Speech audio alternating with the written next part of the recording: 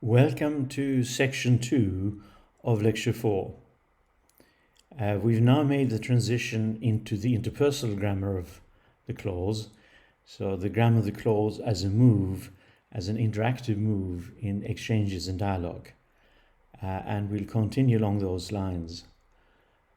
Today, this time, I will say something about the mood system that lies behind the mood structures that we began to look at. The interpersonal structures of the clause as mood, consisting of subject and finite, followed by residue. We'll talk more about both later, but at this time I would introduce a system of mood, some of the key systems, and then we will look at illustrations in dramatic dialogue. But let me say something first about a table that you have in deploying functional grammar. That is table 2.5. So some of you have been wondering about that, and the table in the actual book is unclear, to say the least. So you see the version in the book. Replace it with the corrected clear version that I've constructed. So in the corrected clear version, you see it's the WH elements are positioned in such a way that they absolutely explicitly serve as both interpersonal and topical theme. So they are fused, as it were, these two thematic phases, interpersonal and topical. So as interpersonal theme, the WH element contributes the interpersonal feature, demand for information. And as topical theme, they thematize, they give an orientation to a element of the transitivity structure of the clause, a participant or a circumstance, since in English you can't interrogate verbs, processes, unlike Tagalog, for example. So who, why, in these examples, or when, and where, and whither, for whose sake, etc., these are both interpersonal and topical theme. So let's get rid of the unclear version of table 2.5 and replace it with this one.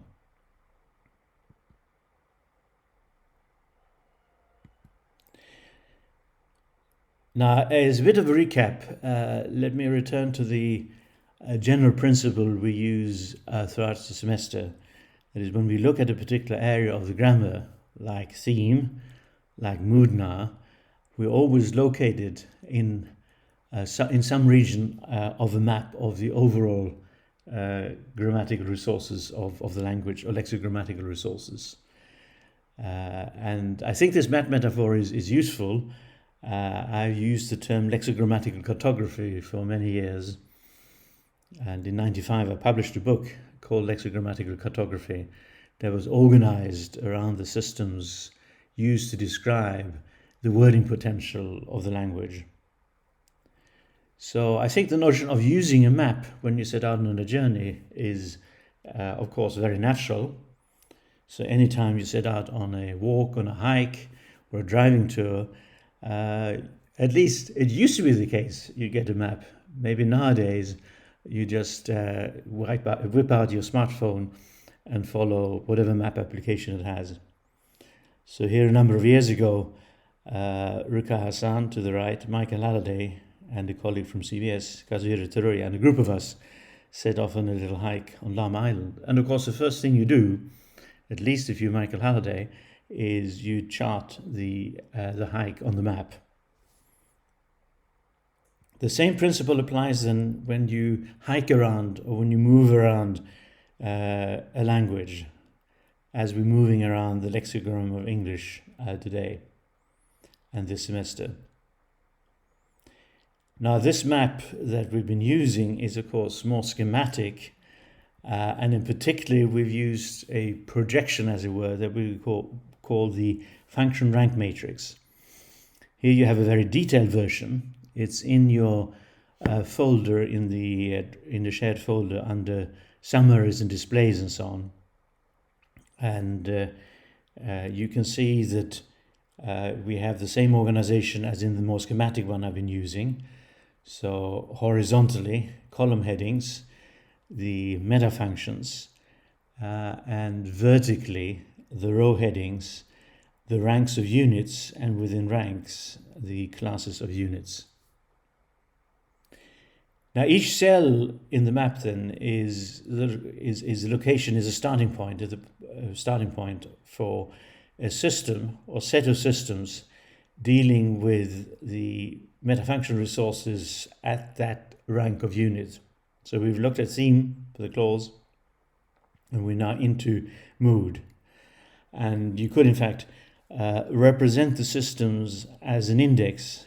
Here I've created an index of the systems that Michael Hallett and I charted in the third edition of his Introduction to Functional Grammar. It's not a full network of systems the way I will introduce it later in the presentation today, but just names of systems. But it gives you an indication of, on the top, textual systems of theme, then next interpersonal systems of mood, and a few closely related systems, and then bottom relating to the experiential column, systems of transitivity. So the grammar as a message, the clause as a message, the clause as a move, and the clause as a figure. By now we moved into the system of mood. We did that in segment 4.1. And what I would like to do now is build up the system of mood, the primary systems of choice. Okay, so it will look like this. But let me build it up step by step, together with the structures that realize choices in the system of mood. So it's analogous to what we did for theme, but didn't take much further, where we said either you have a textual theme or not, either you have an interpersonal theme or not.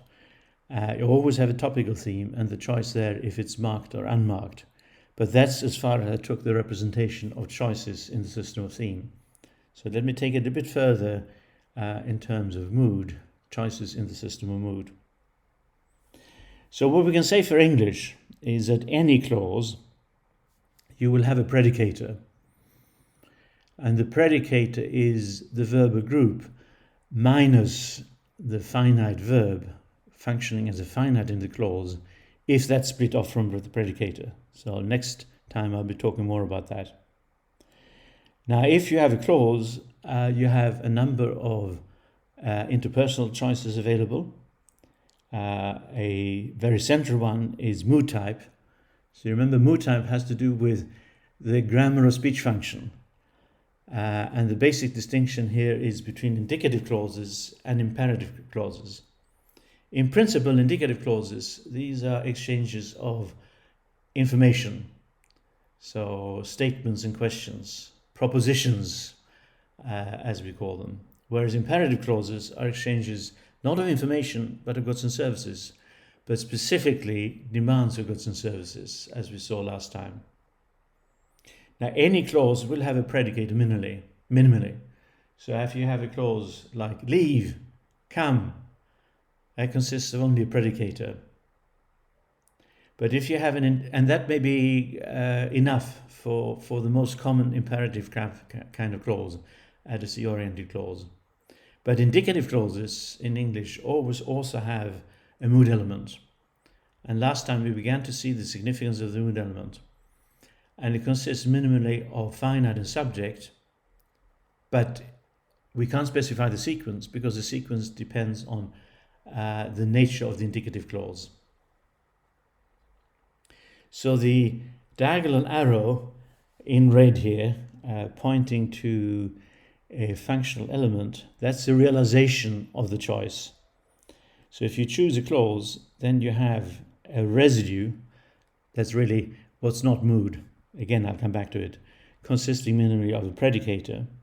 If it's indicative, then plus mood means mood is present, and it consists of, those are the brackets, finite, and then the dot means there is no sequence specified subject. So it could be finite subject or subject finite. That's what we call a realization statement. Now, if the clause is indicative, this leads to further choices. And the central one is declarative versus interrogative. And semantically speaking, that's the choice associated with the orientation of the speech function. So declarative means giving, more specifically information, as is true of all indicative clauses, and interrogative means demanding, more specific information, just as we saw in section 4.1. Now in English, interrogative clauses have no specific structure common to all of them, unlike, say, the interpersonal particle at the end of the clause ka in Japanese. But declarative clauses do. So if the clause is declarative, we can specify that subject precedes finite. It is, rather than is it. And that's true of declarative clauses in general, with just a few exceptions, like ones with a negative theme, where the theme relates to the polarity of the clause as a whole. So hardly ever have I seen a spectacle like that, for example. But these are quite restricted in modern English. Interrogative, then, as I said, there is no specific realization common to all interrogatives. So we have to differentiate. And since interrogative means demanding information, the question is, what's the nature of the information? What's the interrogation point? Well, there are two kinds in English. Either the interrogation point is polarity itself, as we call yes-no interrogative, and then the realization is the finite is put before the subject. So instead of it is, you have is it. And we've already seen this when we looked at unmarked theme according to mood type. So unmarked topical theme in the declarative is subject. It is and yes-no interrogative too. But in addition, it's supported by having a interpersonal theme before the topical theme, the finite. The other possibility is that what the information being demanded is not the polarity, but it's something of the representational structure of the clause, more specifically either a circumstance or a participant. And that's represented by the WH element. So the WH element, that means demand for information, and then if we continued further down, we would specify whether this is a demand for information about the subject or something other than the subject. And experientially means about a participant as subject, or a participant as non-subject, or a circumstance. Now, so WH interrogative in English, WH element is present, and as we've seen, it's unmarked topical theme and also interpersonal theme. So in the default case, it comes at the beginning of the clause. The exception would be so-called echo questions, where the WH element is left in what is called in situ. It is left where it would come in the declarative clause. So if somebody said something to you and you didn't maybe quite believe it or didn't quite hear it, you could say they arrived when, instead of when did they arrive. So they arrived when, that means you've heard they arrived at some point, but you weren't clear about the time or you doubted it. In any case, textually, as I said, the unmarked topical theme in a WH interrogative is a WH element and is fused with the interpersonal theme. Now, interpersonally, the WH element always comes before the finite. If the WH is the subject, that of course means the subject precedes the finite. But if it's an element other than the subject, a complement or adjunct, that means that the subject follows the finite. And have a careful look at this, because even very advanced speakers of English who've really mastered English and are very fluent and fluid in it, as it were, have missed this little principle. In any case, at the same time as the orientation of the giving of information, demanding of information is chosen, there is also a choice that has to do with the finite element that's present in all indicative clauses. And the basic question is, okay, we're arguing about information, the validity of information. Do we relate this to the here and now of the speech event, temporal, so past, present, future relative to the now of speaking? Or do we rate it in terms, not in terms of time, but in terms of modality? So say the actuality of the now speaking, not the time of the now speaking, actuality, and then modal. Both are realized through the finite. In the case of temporal, it means the finite is temporal. It may be a lexical verb. It may be a temporal auxiliary. And if the temporal is future, it's always the temporal auxiliary. Modal, always a modal auxiliary. Now, we'll have more to say about both, but for now, we just pursue it up to this point, this degree of delicacy, the choice, in a sense, of the pointing from the now and actuality of speaking, temporal modal, the deicticity, as it's called technically. But we could further pursue in delicacy temporal versus modal, but we'll leave them for now. Similarly, we'll leave further development of the imperative for now, but introduce one more system that's parallel with mood type. So while imperative clauses actually do not have a finite, and it's easy to explain why, they always have a subject, even if it's not structurally present, even if it's presumed. So for clauses of all mood types, there's a choice in subject person. Now we're familiar with this from traditional grammar: first person, second person, third person, and then number, singular, plural. But that description actually needs to be refined, because the basic distinction is interactant persons versus non-interactant person. Interactant person meaning a person with a speech role in the dialogue. A non-interactant, one who hasn't. That's the traditional notion of third person. Interactant is the traditional grammar's notion of first and second person.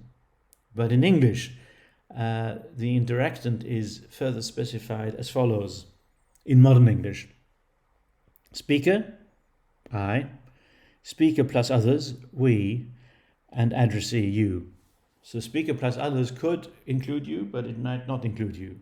So it just means speaker plus others, we. And that's true of the indicative case. At some point you'll meet let's, that is the imperative version of subject we, and let's is always inclusive of the addressee, as opposed to the indicative we. So here you have a system network representing the basic resources of the grammar of interaction, the grammar of mood in the clause with the associated subject person, and we can add polarity, modality, and so on. Now in written English, let me start with spoken English, of course. In spoken English, that's where you find variation in mood type, and that drives dialogue. Now still, in adult spoken English, the unmarked mood type is declarative. So most of the other time we tell one another things. But this is certainly mixed in with interrogatives and imperatives. In typical written monologic English, the declarative is even more the default, the unmarked choice. So most written text, the default is the declarative.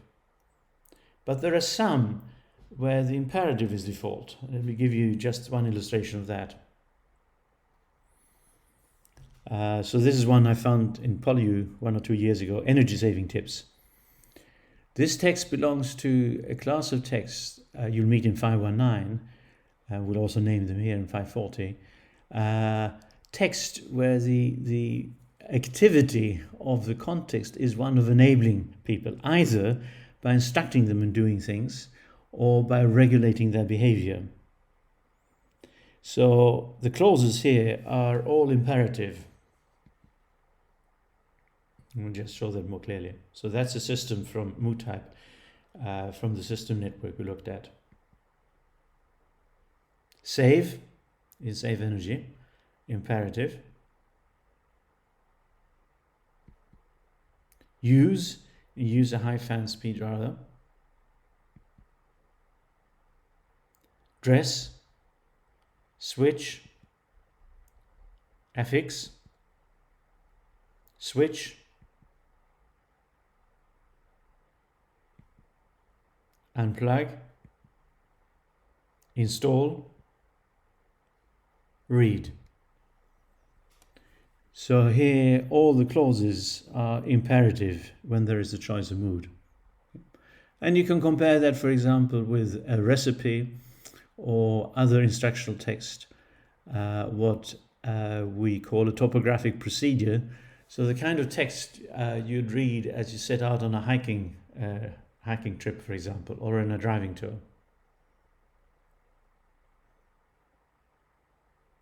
Does that remind you of something? Yes, I think it reminds you of a text in assignment 1, a topographic procedure. So, instructional and regulatory text may be realized mostly by imperative clauses. Right, so that's our basic interpersonal clause system network. Now, each of these representations of choice, where you have an arrow pointing to a sort of angle bracket representation with 2 or more terms, as you say, there can be 2, but there can be more than 2, like in interactant person speaker, speaker plus addressee, the number is not fixed. That's a system. And a system will have an entry condition for the first systems to the left, that's clause. For the speaker, speaker plus addressee, that's interactant. For the declarative and interrogative, that's indicative, as it is for temporal versus modal. And for yes, no versus WH interrogative, it's interrogative. Now, as you move from left to right in this graphic representation of the choices, you move towards greater distinctions, granularity, or to use a technical term in the description of grammar and other systems, delicacy. So you move from indelicate distinctions to more delicate ones, more fine-grained ones. We looked at subject person. Let me pick up one more important interpersonal system. So on this particular display, I will replace subject person with the system, but they're actually simultaneous. And that's a system of polarity, which we already referred to. And the basic choice here is positive versus negative. If it's negative, then you have a structural realization. You have an interpersonal adjunct, in fact a mood adjunct not, which may or may not be fused with the finite. It often is. So if the finite is will, the negative may be realized separately as not or fused as won't. Similarly, did, not, or didn't. Okay. So the negative, as I said, is often fused with the finite and then reduced. And we come back to this notion of markedness, which we will pursue through the semester. So you remembered unmarked topical theme, marked topical theme. In polarity, then positive is unmarked and negative is marked. So it's marked in a number of senses. One is, of course, precisely if it's positive, you do nothing structurally. But if it's negative, you do something. You add something to clause as well. But that, in fact, reflects the principle that 90% of all clauses in English in general will be positive, 10% negative. And that, in turn, relates to sort of semantic principle of good reason. You have to have a good reason to choose negative, not to choose positive, as it were. Let me now give illustrations of positive versus negative. So a positive clause would have a mood element like they have, a negative they haven't or they have not. And let me take this example from a play that we've seen before, Harold Pinter's The Birthday Party. So negotiation and dialogue, specifically with respect to polarity, positive, negative.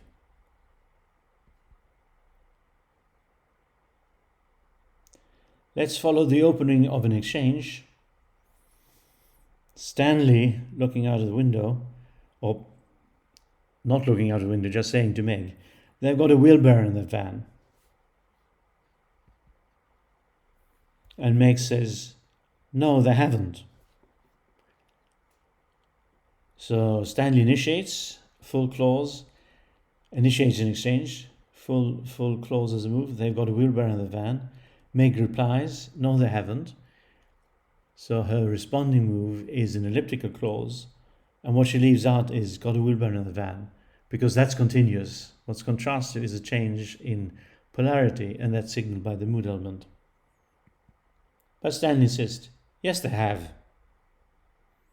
And Meg, of course, could have continued, no, they haven't. Instead, she initiates a new exchange with the proposition, you're a liar. Okay, so the way this worked is they haven't, they have, and you're, and Stanley could then have said, no, I'm not. So this is a kind of toing and froing that's characteristic of dialogue, move by move. It's like a tennis match, for example. So Stanley's, they've got a wheelbarrow in the van. Over to Meg, no, they haven't. Over to Stanley, yes, they have. Over to Meg, you're a liar. And because this negotiation is about polarity, the mood element is central. So negotiation of polarity is carried by the mood element. They have, they haven't, they have, and the new proposition, you're a liar. So if we were to analyze the whole clause in terms of its function structure, textually, theme plus reme, and then the interpersonal structure we've been looking at so far, and the experiential structure we will be looking at, then we'd identify the mood element. They've,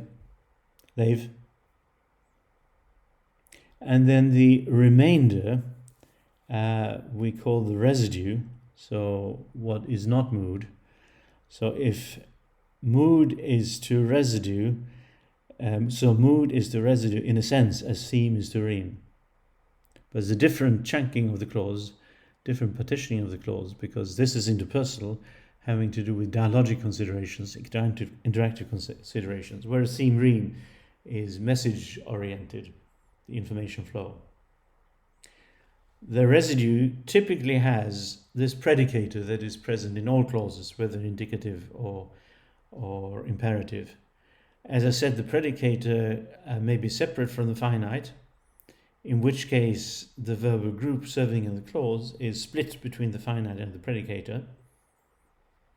And the finite could indeed come before the subject. Have they got a wheelbarrow in the van? But the predicator or typically comes after the subject. So the variation in sequence subject verb is specifically with respect to the finite. And the finite then may be fused with the predicator, but it can always be split off from the predicator. And that's a characteristic of modern English. Then that's followed by the complement, still within the residue. And the complement is an element in the clause that in principle could have been subject, but isn't. So it's not an actual subject. But in principle it has the status of being, as it were, the nub of the argument, just as the subject does. And that a complement, like the subject, is typically realized by a nominal group. And then finally, an adjunct, in this case a circumstantial adjunct on place, in that van. And as you've already seen, circumstantial adjuncts are realized either by prepositional phrases, like in that van, or adverbial groups, like here, there, somewhere. And again, as I said, in an exchange, the move, that is, the initiating move, is typically realized by a full clause, and because it's a negotiation about polarity, it means it has both mood plus residue, but responding clauses may be elliptical. You leave out what's continuous and focus on what is in one way or another contrastive. So Stanley initiates, they've got a wheelbarrow in a van. Meg, even though she disagrees, she collaborates with him in that she presumes through ellipsis the residue. No, they haven't. And when Stanley insists, yes, they have, again, the residue is left out. And then very beautifully, that means that the structure very clearly singles out what is at issue in the argument, the polarity. But then Meg initiates a new exchange, changing the proposition from having a wheelbarrow in the van to you being a liar. You're a liar. And so that's now a move initiating a clause realized by a full clause. So I said this comes from Pinter's The Birthday Party. And let's look at a little bit more of the dramatic dialogue from which I've taken this. And it starts with Stanley saying to Meg, so the two of them are sitting at the breakfast table, sitting at a table in the living room, talking, and Stanley says, Meg, do you know what? Meg, what? Have you heard the latest? No, I bet you have. I haven't. Shall I tell you? What latest? You haven't heard it? No. They're coming today. They're coming in a van. Who? And do you know what they've got in that van? What? They've got a wheelbarrow in the van. No, they haven't. Oh, yes, they have. You're a liar. So that was the sequence of exchange we looked at her. Stanley continued. A big wheelbarrow. And when the van stops, they wheel it out, and they wheel it up the garden path, and they knock at the door, at the front door. Meg, they don't. They're looking for someone. They're not. They're looking for someone, a certain person. No, they're not. Shall I tell you who they're looking for? No. You don't want me to tell you? You're a liar. So that's how this proceeds. You have the first sequence we looked at here. Okay. They haven't, they have. Then they knock at the door, at the front door. They don't. They're looking for someone. They're not. They're looking for someone, a certain person. No, they're not. So you see this pattern of the negotiation of polarity, with Stanley making a claim and then Meg denying the claim. So you get a sense of how Pinter uses what appear to be very ordinary resources of the English grammar of interaction or dialogue.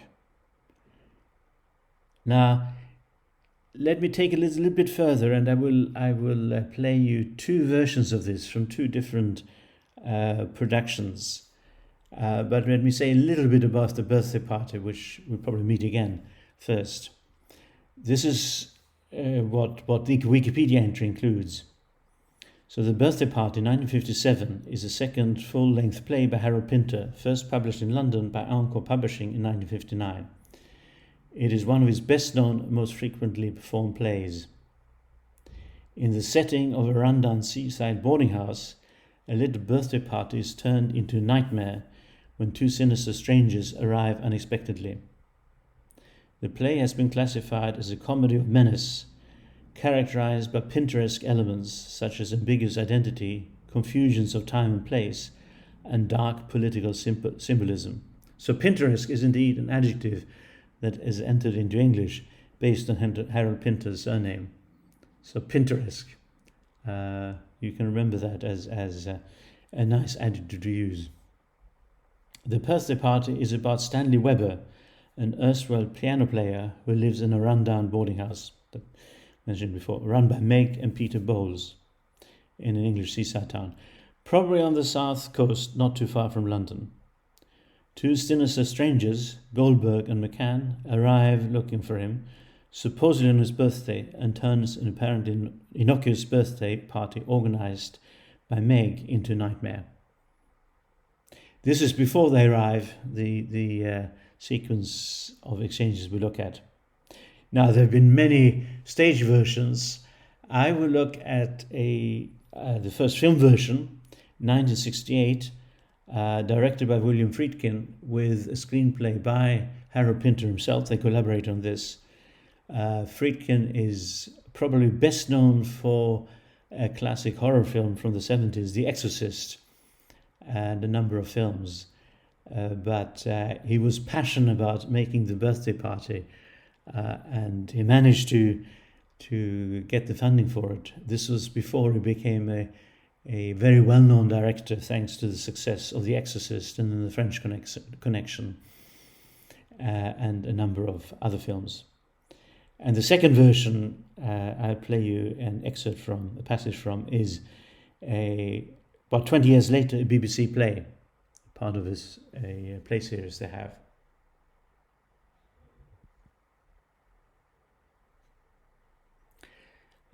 So now let's look at the scene. It's quite short, from Friedkin's film version of The Birthday Party.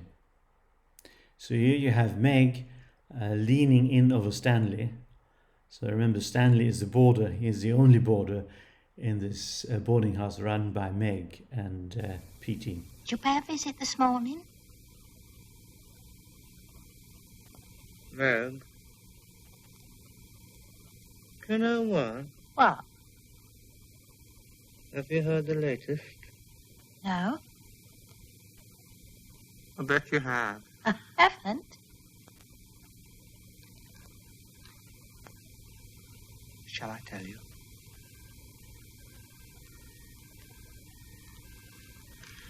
Oh. They're coming today. Who? They're coming in a van. Who? Do you know what they've got in that van? What? They've got a wheelbarrow in that van. They haven't. Oh, yes, they have. You're a liar. A big wheelbarrow. When the van stops, they wheel it out. They wheel it up the garden path. And then they knock at the front door. They don't. They're looking for someone. They're not. They're looking for someone. A certain person. No, they're not. Shall I tell you who they're looking for? No. You don't want me to tell you. You're a liar.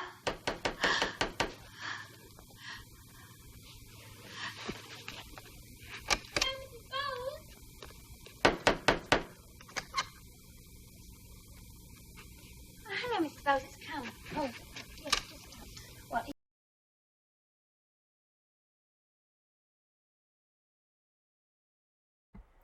So that's the first version, 1968, 11 years after the play was first performed on stage, the William Friedkin version.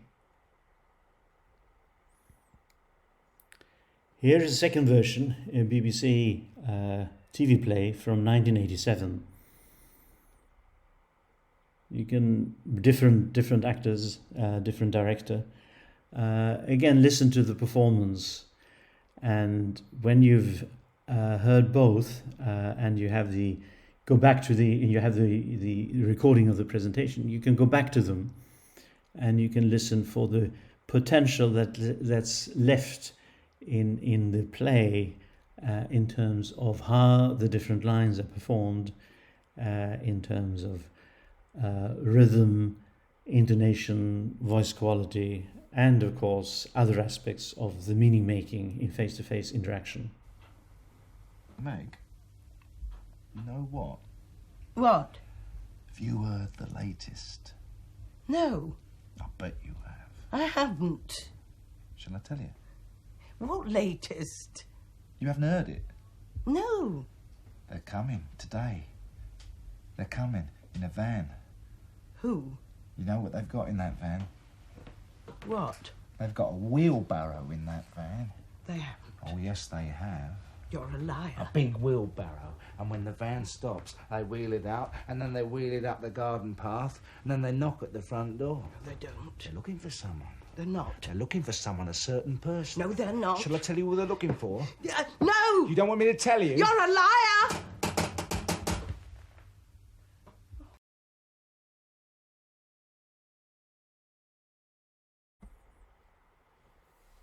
So quite a bit of interesting difference between these two versions, both with well-known actors, actresses, both highly rated, I think. And if you're interested, I've created a Word document where I've aligned the two versions. They're not identical at every point, but you can see when something is missing in one version. And I've aligned them with screenshots of the screen when whatever the line is coming to an end. So when Robert Shaw here playing to the left, playing Stanley say they're coming in a van, that's about what it looks like when he says van. Okay. So I would recommend that you use this as an opportunity to get a sense of the creative choices made in each version. And of course, it's about the choices made by the actors in terms of the interpersonal resources and other resources. But you can also know that they're filmed in different versions. And you can note William Friedkin's use of the classic circular movement to represent an antagonistic relationship. So Meg gets up and then she sort of circles backwards, Stanley following her. In the other version, it is Meg essentially remains seated and Stanley circles her. So there are all sorts of interesting things to take from these two short passages as examples of face-to-face interaction. That's the end of segment 2. I have an appendix for you if you'd like to pursue that. And it's just another example of an exchange. I've taken this from a version of the screenplay for a classic from the 1940s, wartime Britain, Waterloo Bridge. I think it's known as a classic tearjerker. It's a sad, beautiful film. And one reason I chose this was simply because I got hold of a copy with a parallel translation into Chinese. Now, if we had much more time, we would systematically compare English and Chinese. We will compare them at some points. This is not actually a comparison because I won't say anything about it. But at some points we'll compare. But it's always interesting to compare, both to see what's going on in Chinese, of course, but also to understand English by comparison. You get a sense of how English could have been different, how it could be like Chinese, but isn't, and why isn't it, or why is Chinese the way it is. So it's an interesting exercise. So I'm looking at a few exchanges here. You have English on the left, you have Chinese on the right, more or less aligned. Okay.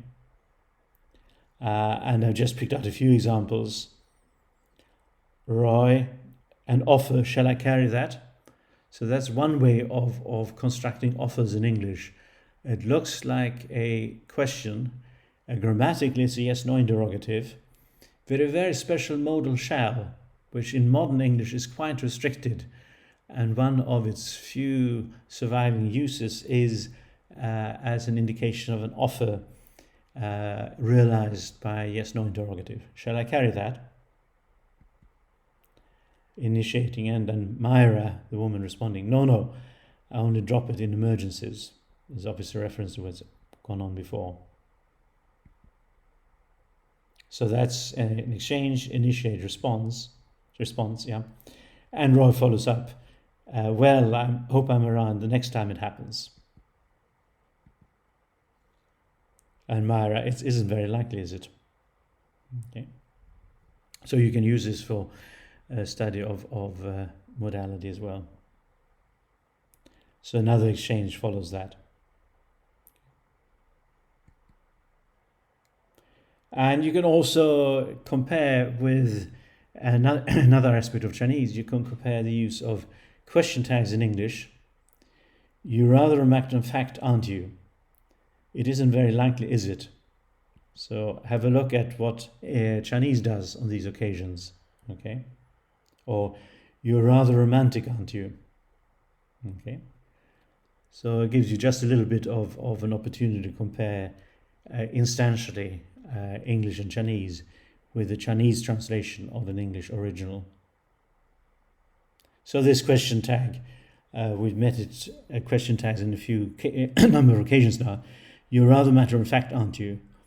And you see the question tag is in fact a mood element, a mirror image So declarative mood, you are, and then interrogative, yes, no interrogative, aren't you, in the mood tag. So that's a full structure, mood plus residue plus mood. So the mood, and what we call the mood tag, what is often called the question tag.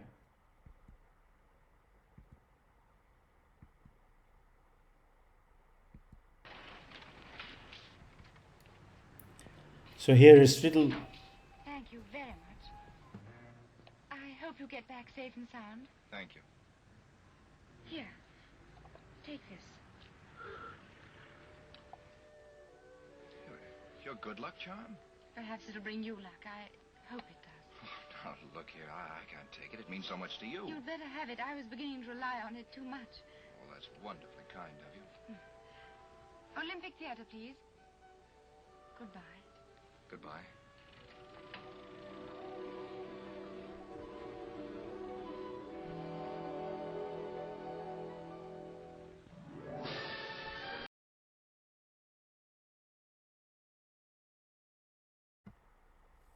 So that was the appendix. Now, fun fact. Myra is played by Vivien Leigh, a great English actress. You met her already, in fact, in Gone with the Wind, where she plays Scarlett O'Hara, brought her international fame, this great actress, in 1939. So this is just a few years later, Waterloo Bridge. Now, she was married to Laurence Olivier. They divorced in the 1950s, and then Laurence Olivier married Joan Plowright, who plays Meg in the second version, the BBC version from 1987. So that's a fun fact for you. And I end today with a fun fact. Thank you.